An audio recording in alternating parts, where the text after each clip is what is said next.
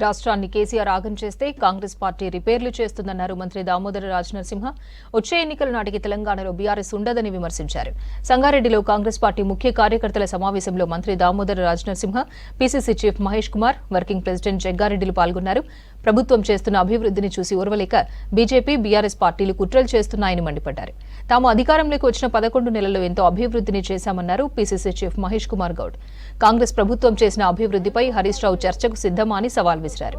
స్థానిక సంస్థల ఎన్నికల్లో మన సత్తా చాటాలని కార్యకర్తలను కోరారు పీసీసీ చీఫ్.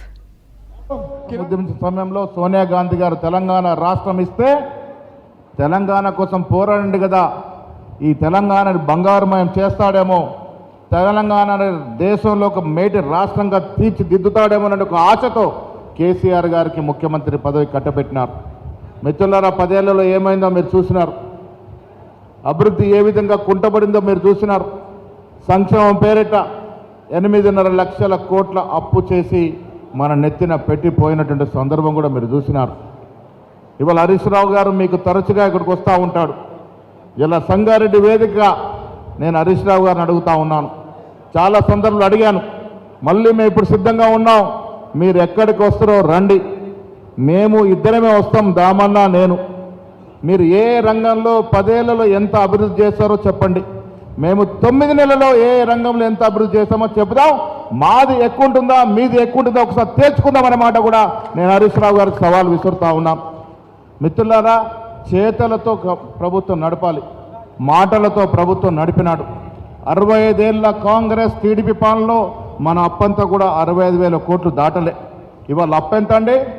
8.5 లక్షల కోట్ల అప్పు చేసిపోయినాడు కేసీఆర్ గారు. ఎవరు కడుతున్నారో అప్పు? మనమే కడుతూ ఉన్నాం.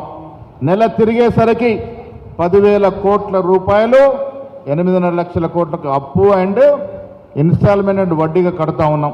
వీళ్ళు అభివృద్ధి చేయాలంటే చేతు కట్టడిగా ఉంది. అయినప్పటికీ కూడా రాష్ట్ర ముఖ్యమంత్రి రేవంత్ రెడ్డి గారి నేతృత్వంలో బట్టి విక్రమార్క గారు, కేబినెట్ మంత్రులందరూ కూడా కలిసి ఎక్కడ కూడా బెడదకుండా ఇంత ఆర్థిక నిర్బంధం ఉన్నప్పటికీ కూడా మనం ఇచ్చినటువంటి 6 గ్యారెంటీల్లో మెజారిటీ అంశాలని ప్రజలకు చేరవేసినాం. తెలంగాణలో భూ సంస్కరణలు,